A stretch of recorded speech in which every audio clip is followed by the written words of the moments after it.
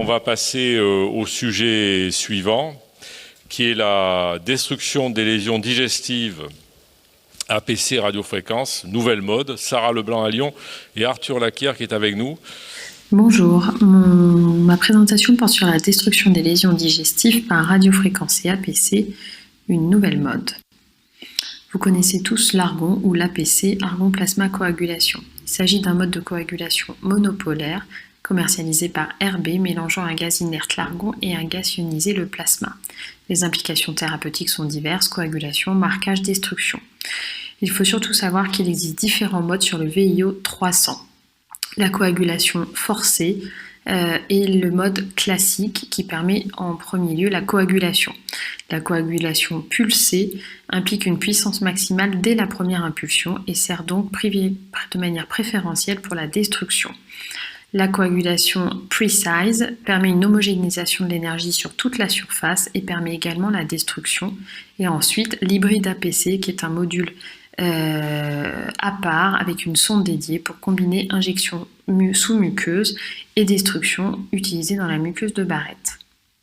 Pour vous montrer un exemple, voici les différents effets de l'argon selon le mode utilisé. Donc le mode pulsé permet une destruction vraiment focalisée assez importante. Le mode precise permet en fait la même énergie qui est répartie sur toute la surface. Et le mode forcé permet une destruction plus large et assez homogène. Pour la destruction digestive, on va donc utiliser préférentiellement le mode pulse-coag effet 2,5. Si la paroi est fragile comme le sécom, le côlon droit ou le duodénum, on peut utiliser la precise coag effet 6. Quelques détails sur l'hybride APC. Donc, il s'agit d'une sonde APC dédiée avec une fonction de jet d'eau. On va donc élever la muqueuse œsophagienne et ensuite détruire la muqueuse par APC. Il s'agit d'une sonde à usage unique et un module dédié doit être acheté pour utiliser l'hybride APC sur le module APC. Dans le Barrett, vous savez bien qu'il y a un rationnel à la destruction de la muqueuse de Barrett résiduelle après notamment éradication de lésions dysplasiques. Dans cette étude en 2008, on montrait qu'en fait il y avait une récidive néoplasique métachrone dans 22% des cas dans les 5 ans qui suivaient l'exérèse de lésions dysplasiques. Cette étude en 2014 par l'équipe de Manner a montré qu'en fait une destruction par APC sur une muqueuse de Barrett était préférable à une surveillance chez les patients qui avaient eu en fait une résection endoscopique de lésions dysplasiques. Vous voyez la différence, la réapparition de lésions dysplasiques était de 3% dans le groupe APC alors qu'elle était de 36% dans le groupe surveillance. L'hybride APC a donc été étudié par cette équipe pour la destruction de la muqueuse de Barrett non dysplasique faisant plus d'1 centimètre après résection endoscopique de lésions dysplasiques sur la muqueuse de Barrett. 60 patients étaient inclus, ils utilisaient comme je vous l'ai dit le pulse APC effet 2 après injection sous muqueuse. Les résultats étaient bons puisqu'on notait 96% de rémission complète après environ 3 sessions d'APC, 78% de rémission histologique, 2% de sténose et quand même 7% de glandes enfouies dans cette étude. Une étude plus récente, parue dans Endoscopie en 2020, montrait également des résultats relativement satisfaisants de l'hybride APC pour la destruction de la muqueuse de Barrett, puisque vous voyez que dans le suivi à 2 ans, les patients, selon le mode d'argon décidé entre 90 et 60 watts et selon les IPP associés, on obtenait des taux d'éradication de la muqueuse de Barrett entre 52 et 70%. Pour vous montrer un petit exemple, une vidéo que m'a gentiment donné Vincent. Donc vous voyez en fait là on est en NBI sur une muqueuse de Barrett résiduelle après dissection. On utilise le module hybride APC, injection sous muqueuse, puis destruction. Vous voyez du coup très large de la muqueuse de Barrett résiduelle. On est à la frontière avec l'épithélium malpighien, on repasse en lumière blanche et vous voyez le fait qu'on ait fait une injection sous muqueuse permet de détruire largement sans avoir peur d'une atteinte notamment de la musculeuse, puisqu'il y a le coussinet d'injection sous-muqueuse. Alors le problème de cet hybride APC, c'est que ça reste la littérature que je vous ai montrée est quasiment la seule, donc il s'agit de séries très limitées.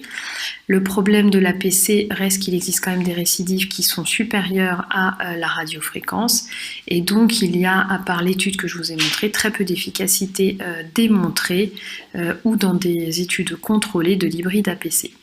Donc finalement, APC, plasma argon et barrette, on pourrait dire quand même que c'est une place limitée plutôt qu'une nouvelle mode. On garde les indications classiques de la coagulation au plasma argon, notamment les lésions vasculaires du tube digestif avec les angiodysplasies et les ectasies vasculaires antrales. Il faut quand même savoir que les récidives sont importantes dans les séries qui ont étudié ce traitement dans cette indication-là, avec 45% environ de récidives hémorragiques dans le grêle et 15% dans le côlon. La rectite radique, également plusieurs études souvent rétrospectives qui ont montré une efficacité. Une étude avait montré que c'était plus efficace quand il y avait une surface de muqueuse atteinte par les télangiectasies de moins de 50%. Et je vous rappelle qu'il faut une préparation PEG pour faire de l'argon pour éviter les explosions coliques. Qu'en est-il de la radiofréquence? Vous connaissez maintenant la méthode, c'est une destruction par échauffement de surface qui va entraîner une nécrose de coagulation. Le point important, c'est qu'en fait c'est une ablation homogène en surface et en profondeur sur toute la surface en contact avec les sondes de radiofréquence. La radiofréquence maintenant a une place bien démontrée dans la muqueuse de Barrett puisqu'elle a fait la preuve de son efficacité dans des séries maintenant prospectives à long terme et on a quasiment 10 ans de recul. Je vous ai mis une des séries qui avait été un peu clé dans la radiofréquence et la muqueuse de Barrett. C'était dans Gastro-entérologie en 2013. C'était des patients qui avaient été suivis à 5 ans après une éradication de la muqueuse de Barrett par radiofréquence après des résections endoscopiques pour des lésions tumorales ou en dysplasie de haut grade. Et vous voyez des taux de rémission complète de la métaplasie intestinale de 90% et de la dysplasie de 94%. On sait maintenant qu'il y a des récidives de métaplasie intestinale au niveau du cardia dans 25 à 35% des cas et quand même 6% de récidives néoplasiques qui peuvent tout à fait être traitées endoscopiquement. La HAS a donc retenu, et le SGE avait déjà posé ces indications, que la radiofréquence doit être indiquée dans le traitement de le Barrett résiduel après résection endoscopique des lésions dysplasiques ou dans le Barrett en dysplasie de haut grade en muqueuse plane. Alors, est-ce que la radiofréquence est une alternative à l'APC dans d'autres indications? Eh ben, on a un tout petit peu de littérature. Donc, dans les ectasies vasculaires antrales, on a une étude parue en 2019 qui est une méta-analyse et une revue systématique de la littérature qui a étudié 24 études pour l'APC contre 9 études pour la radiofréquence dans cette indication-là. Et en fait, quand on comparait les données, on avait moins de sessions de traitement avec la radiofréquence, moins d'effets secondaires et un probable meilleur succès endoscopique. Mais il faut savoir que les études avec la radiofréquence avaient un délai de suivi assez faible de 7 mois. Or, on sait que dans cette indication-là, les patients récidivent même plusieurs mois plus tard. Donc, probablement une méthode prometteuse dans le traitement des ectasies vasculaires antrales, mais qui va nécessiter des essais contrôlés que nous n'avons pas pour l'instant. Ensuite, dans la rectite radique, est-ce que la radiofréquence est également une alternative à l'APC? Eh bien, il y a une revue de la littérature en 2018 par le même auteur, 6 études. Il s'agissait de patients qui étudiaient donc la radiofréquence dans cette indication-là. Presque 40% des patients étaient en échec du traitement par APC. Et donc la radiofréquence en sauvetage permettait un succès clinique dans 99% des cas, un succès endoscopique dans 100%, mais parmi les patients qui étaient régulièrement transfusés, on notait que 85% des patients arrêtaient d'être transfusés. Il y a eu un effet secondaire sévère, mais qui reste tout à fait acceptable, qui était une hémorragie qui a été traitée par mise en place d'un clip. Donc c'est une méthode très prometteuse dans cette indication à montrer encore un petit peu ultérieurement dans des études, mais probablement une place. La radiofréquence, rapidement d'autres indications. Vous savez très bien maintenant qu'on développe la radiofréquence pancréatique avec notamment ce système de T-Wong qui est une aiguille 19 gauche qui permet la radiofréquence et qui est thermorégulée. Voilà un petit peu ce qu'on réalise. Donc on peut faire de la destruction de lésions pancréatiques jusqu'à 15 mm à peu près, ou 15-20 mm selon les protocoles. Une étude récente dans cette indication-là qui a été publiée cette année. Vous voyez 69 patients qui ont été traités pour des tumeurs pancréatiques soit fonctionnelles, soit des incidentalomes. La taille moyenne était de 15 mm, donc c'est toujours des lésions de moins de 2 cm, et on notait une efficacité très satisfaisante, de l'ordre de 96% pour les tumeurs endocrines fonctionnelles et de l'ordre de 82% pour les incidentalomes, avec un taux d'effet secondaire très faible, ce qui a renforcé l'étude de Marc Barthé publiée une année auparavant. Donc radiofréquence et APC, il faut connaître leurs indications, mais également leurs limites. Pour l'APC, c'est essentiellement le risque de glandes enfouies dans le barrette, qui existe également pour la radiofréquence, mais un peu moindre, le risque d'ulcère et de sténose. Je crois qu'il faut bien connaître les paramètres d'utilisation que je vous ai remis en début de diaporama, et la littérature reste encore très limitée, donc il faut proposer des protocoles dans ces indications-là. Je vous remercie.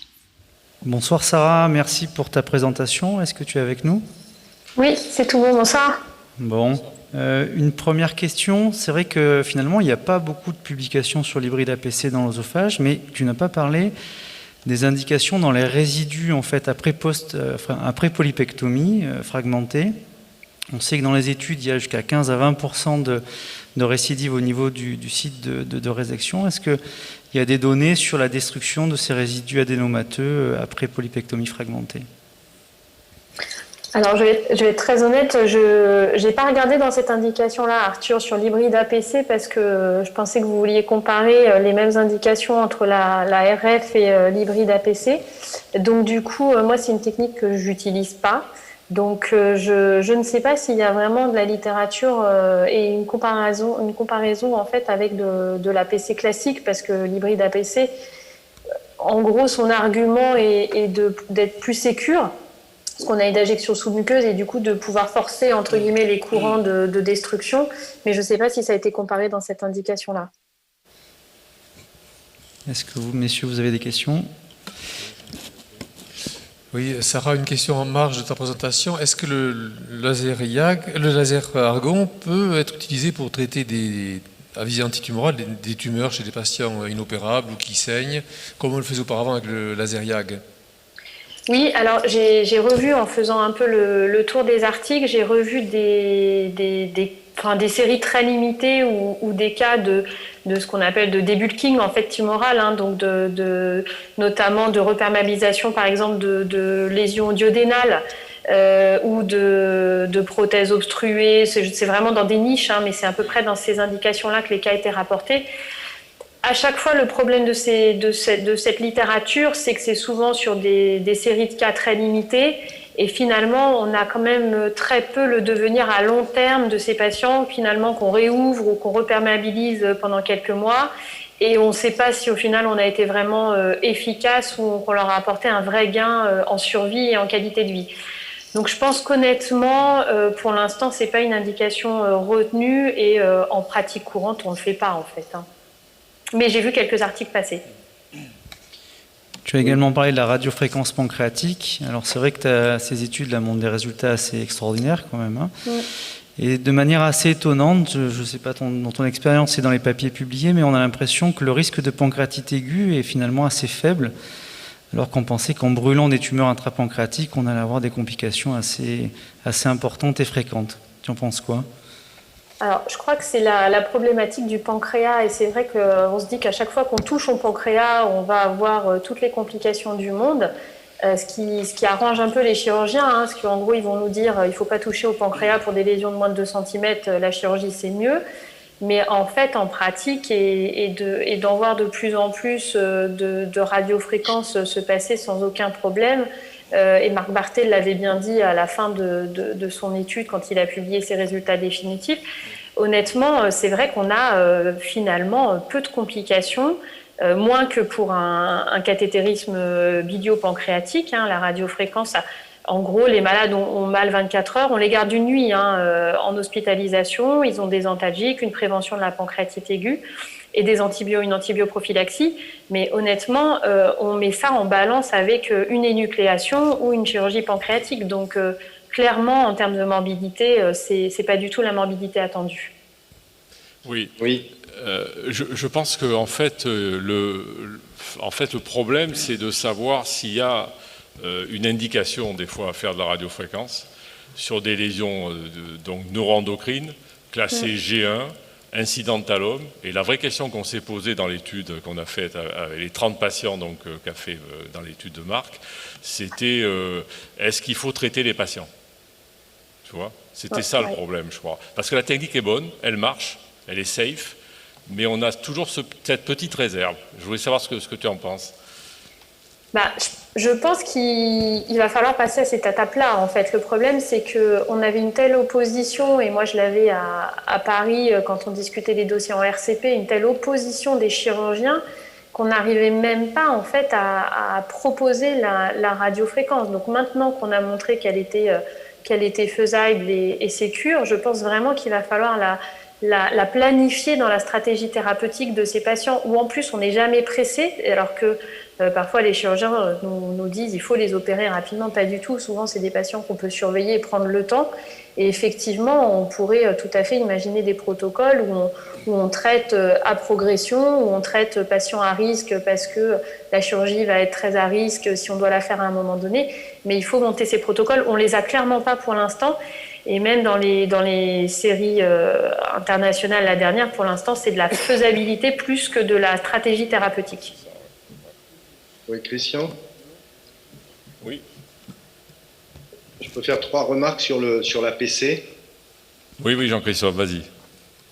En premier lieu, ça fait longtemps qu'on l'utilise avec Jean-Marc, et à l'époque, on avait publié un papier, il y avait un Brésilien qui s'appelait Pereira Lima, qui montrait qu'il y avait peu de récidives si on utilisait des puissances de 90 watts. Donc la puissance est importante pour l'œsophage, ça c'est le premier point. Pour ce qui est des tumeurs, des lésions digestives, il y a une place de l'APC dans les reliquats de condylomes opérés, ça c'est en pratique courante, c'est très fréquent. Et le troisième point que je voulais aborder, qui m'a beaucoup soucié ces derniers temps, c'est au niveau du duodénum et du côlon droit. On utilise souvent sur des petites lésions du duodénum. Moi, j'ai eu une perforation assez grave, réglée, mais sur une lésion duodénale, parce que finalement, à force de faire, on craint plus trop les problèmes. Et je pense pour D2 et le CECOM, il serait important de fixer une taille maximale de largeur, parce que une fois la coagulation faite, même si c'est superficiel, dans un deuxième temps, il peut apparaître une perforation. Donc pour les lésions digestives, peut-être définir une taille maximale qu'il ne faut pas dépasser sur la zone à tirer. Voilà, on a eu 2 perforations cette année, une sécale à l'hôpital et une chez nous, moi, des 2, par trop grande confiance finalement, parce qu'on s'est laissé aller à coaguler peut-être des zones un peu trop larges. Donc ne pas dépasser dans ces cas-là une certaine taille. Merci Jean-Christophe pour tes commentaires, merci Sarah pour la présentation.